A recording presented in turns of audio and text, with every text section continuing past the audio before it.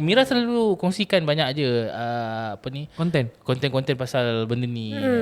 Apa macam tu kan. Kalau kita tengok dekat social media, kadang-kadang ada lelaki yang suka menunjukkan memaparkan alat kemaluan di public. Kenapa benda-benda macam ni boleh jadi? Itu adalah salah satu sexual disorder.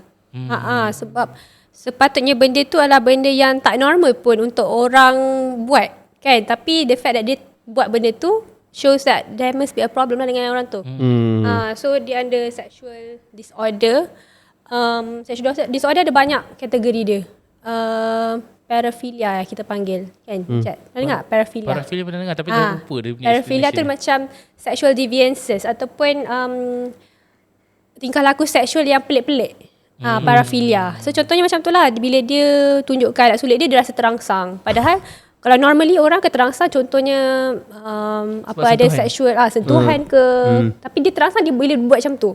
So itu adalah salah satu paraphilia lah. And benda tu memang satu benda yang tak normal lah, yang patutnya dapatkan rawatan. Tapi selalunya orang yang macam tu dia takkan terasa lah dia ada masalah sebab dia rasa seronok buat benda tu.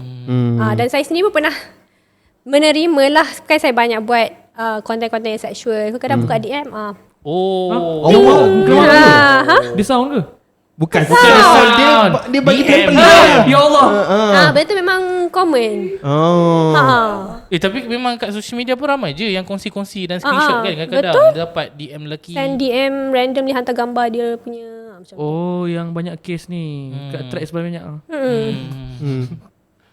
Itu selalunya kenapa? Macam mana dia orang boleh ada keberanian? Keberanian Confident. Dan macam boleh nak tunjuk benda tu secara public. Okay, sebab itulah nama dia falls under sexual disorder. Disorder kan bila seseorang tu dia dah tak normal. Sama juga macam gender dysphoria tadi tu kan. Sebenarnya selagi dia selesa dengan perasaan tu, dia tak kira disorder. Tapi kalau contohlah dia rasa macam, kenapa aku rasa tertarik dengan sama gender ni, benda tu mengganggu hidup, so baru disorder. Same goes with this one, yang sepatutnya benda tu tak normal. You should feel weird about doing that. Maknanya dia dah tak berfungsi secara logik. Maknanya itulah disorder lah. Kalau cakap macam mana, sebab dia dah memang tak normal. Selalunya lah, kalau saya boleh relate dengan faktor porn addiction ke, kan ketagihan pornografi pun boleh bawa ke arah itulah. Dia macam dah next level of gian ataupun sexually aroused. Sebab tu dah dia berani dan dia tak rasa apa-apa pun. Betul. So kebanyakan kecelaruan seksual ni memang mostly porn addiction. Kalau porn addiction adalah salah satu faktor lah yang besar. Dan juga trauma. Sexual trauma. Antara faktor trauma, kena groom dari kecil ke, so dia rasa macam hypersexual. Hypersexual tu macam mana? Hypersexual tu dia mudah terangsang, dia mudah rasa nak stimulate sexual dia nak kena stimulate dia punya sexual arousal, yang mudah lah terangsang. Basically mudah terangsang lah hypersexual ni. Tak normal lah. Contoh mudah terangsang ni kan. Saya pernah tengok satu movie, Indian movie saya rasa. Dia letak getah kan dekat tangan dia. So kalau macam dia berasa benda tu, dia tarik getah pop. Dia bagi dia self inflict benda tu. Cerita apa tu? Dia tak cerita mel, aku lupa nama cerita dia. Tapi dia tarik pop sampai bekas dia ni. Tapi memang macam tu kalau nak ubati untuk yang tu salah satulah. Dia macam nak distract sebenarnya. Bila kita ada rasa terangsang tu kan, dia satu perasaan yang kuat tau. So kita nak distract dia dengan satu lagi satu orang panggil apa? Stimulation yang kuat juga. Contohnya bila kita tarik tu kan, kita sakit. So otak kita terus macam cut off daripada that arousal kepada sakit tu. Faham? Dia kalau macam kalau lah kita macam otak kita ni dah rosak masa tahap macam tu kan. Kan? Kalaulah kita membuat satu perkara yang tak baik lah, yang tak kena dengan undang-undang kan, sebenarnya benda tu kalau masuk dalam court, dia boleh jadi ni ke, jadi isu ataupun boleh jadi strong case ke untuk backup kita punya case tu. Tak tahulah, tak kisahlah. Mungkin dalam case rogol mungkin rogol mungkin, ataupun kalau faktor sama suka macam mana? Suka sama suka ke, and then bukan sama suka, tak suka-suka mana pernah jadi case. Tak, macam mana maksudnya? Maksudnya ada tak macam sexual punya yelah, apa tindakan dia? tindakan dia mungkin dia Hantar gambar. hantar gambar. Sexual harassment je. Sexual harassment. Tapi bila masuk dalam court, lawyer cakap sebenarnya dia ni macam ada kes, dia ni ada otak dia tak betul. Dia ni ada sexual disorder. Benda tu boleh jadi kes ke atau boleh jadi strong point ke? Untuk defend dia. Depends.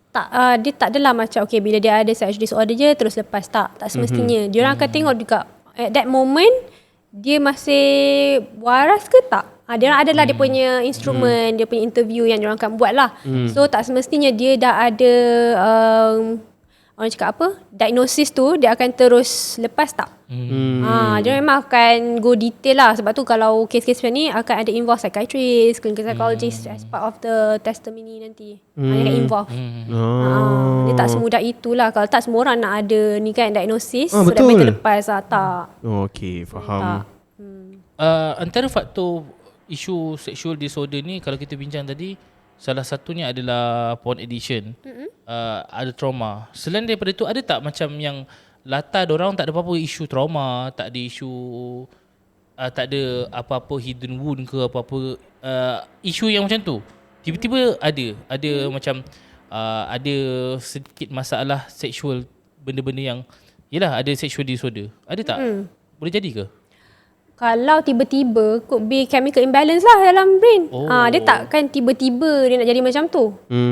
Mungkin ada sesuatu macam neurological ataupun something biological lah. Hormon again. Benda-benda tu boleh. Kalau tak ada environmental factors lah. Maksudnya genetik lah? Genetik ke tak pasti dari segi genetik, tapi dalam otak lah kimia kan, chemical imbalance dalam kimia tu yang buatkan dia hypersexual. Takkanlah mana ada ke genetik yang aku tak tahulah sexual? Sebab tu aku tanya, sebab chemical imbalance ni faktor dia kenapa? Okay. Tapi selalunya mungkin waktu dewasa baru dia sedar. Kan? Macam apa, ada movie yang pasal dia terangsang bila dia apa ni, jadikan wife apa ni, pasangan dia macam hamba tu. Cerita apa kau tengok ni? Apa? 50 Shades of Grey. Okay, Shades of Grey cerita. Kan lelaki tu digambarkan sebagai lelaki yang apa, sexual problem. Bukanlah sexual masculine. problem. Dia masculine, dia orang angkat, orang nampak dia besar lah, hebat, tapi di balik tu dia ada masalah kan. Tu pun part of issue juga sebenarnya. Aku rasa yelah, kita mungkin tak nampak sangat sebab isu seksual ni selalunya kita duduk dekat belakang kan. Betul. Kita tak tunjuk dan orang pun tak tahu.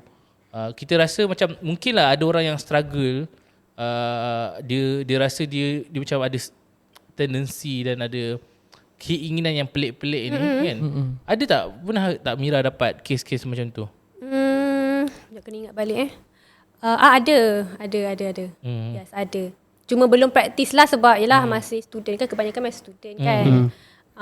Mungkin berfantasi yang kalau ada nanti nak macam ni, adalah, tapi belum praktis lagi. Kalau yang dah praktis adakah? Ada juga, tapi tak ramai lah sebab selalunya student dia orang masih dalam fasa exploring themselves kan.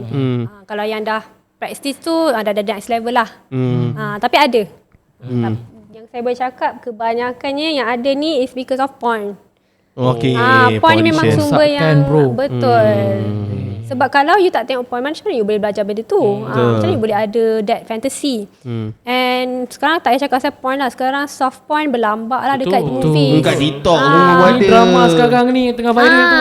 Betul. Tak nak cakap. Drama apa? Drama? Tak baiklah. Hang tengok drama TV3 lagi lah? Bukan lalu kat TikTok. Masalah sekarang ni kanak-kanak boleh akses TikTok. Tapi betul. Faham? Kita tak payah cakap apalah. Kalau kita tengok konten-konten creator social media pun, Betul. mostly banyak dah mencipta konten yang soft porn. Nak jual apa sebenarnya ni? Macam tu.